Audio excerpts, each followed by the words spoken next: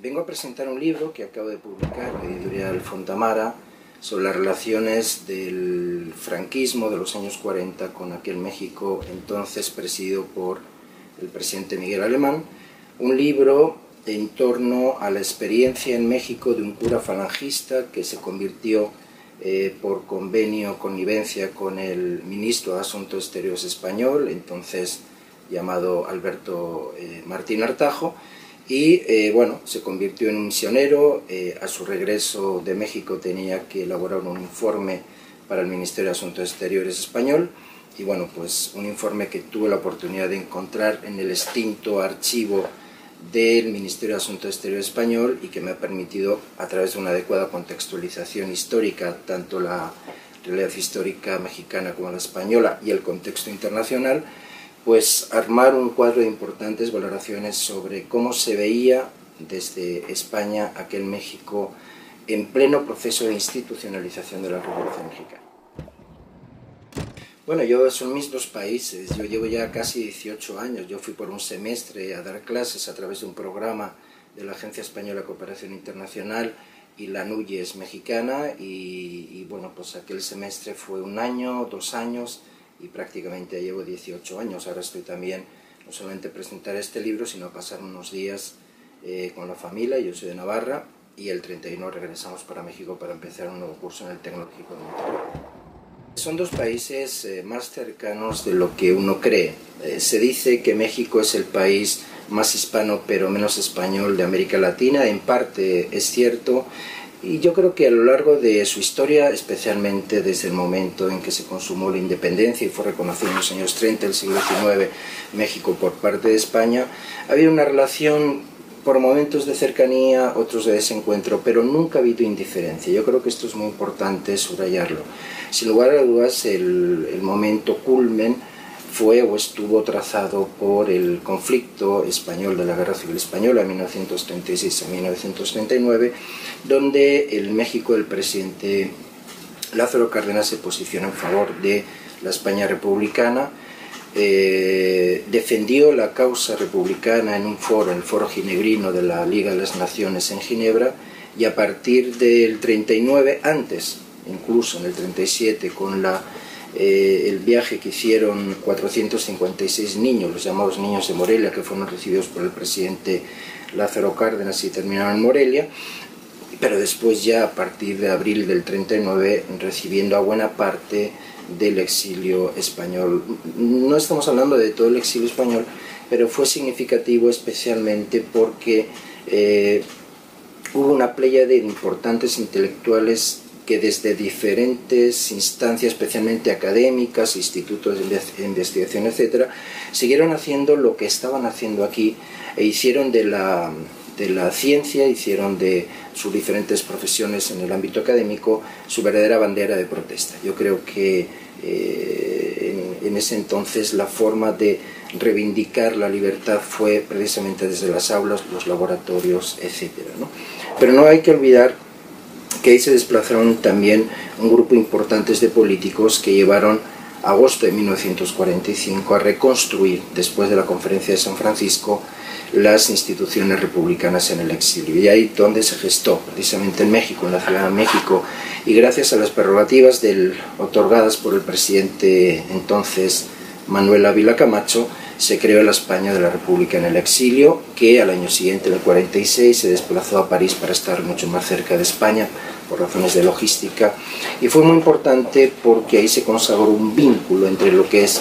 el México revolucionario y esta España republicana en el exilio.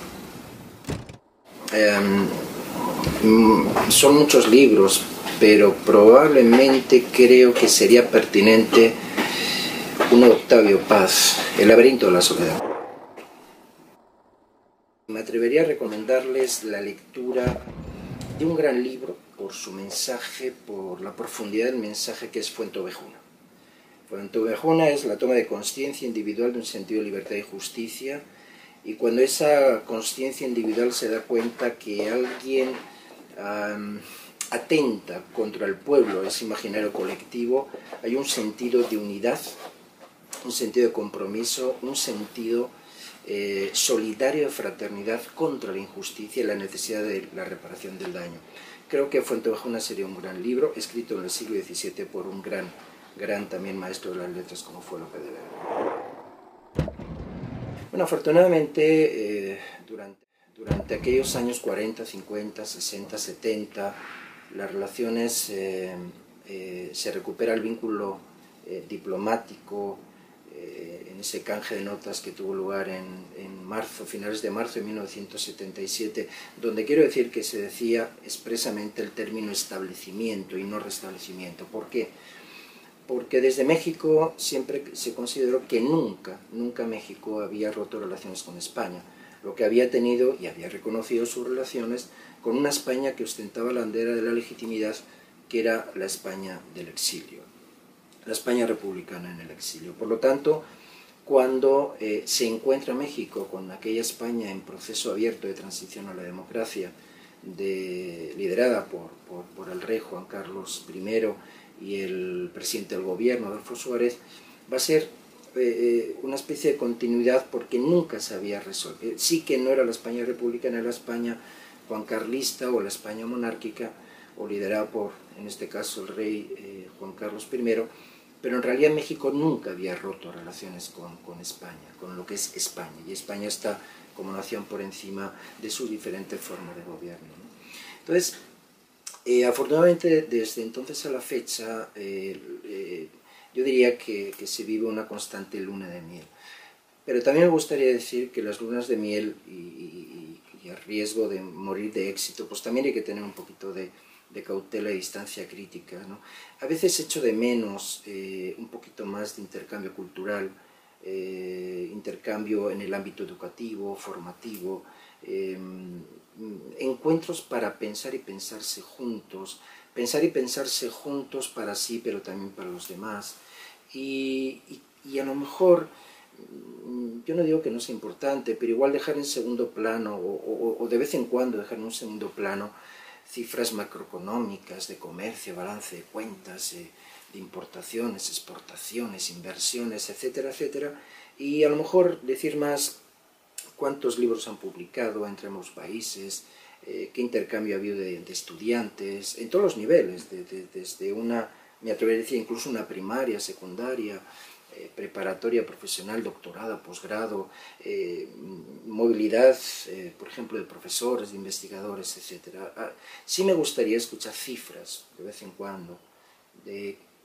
cuántos alumnos han sido formados por mexicanos en España y cuántos alumnos mexicanos han sido formados, por ejemplo, es un ejemplo, ¿no?, por profesores españoles en México, ¿no? Creo que no tenemos que olvidar y tenemos que hacer siempre un permanente esfuerzo de cultivar las humanidades, porque de ahí estoy convencido que siempre va a salir los pilares, los valores, los principios axiológicos que van a permitir retomar o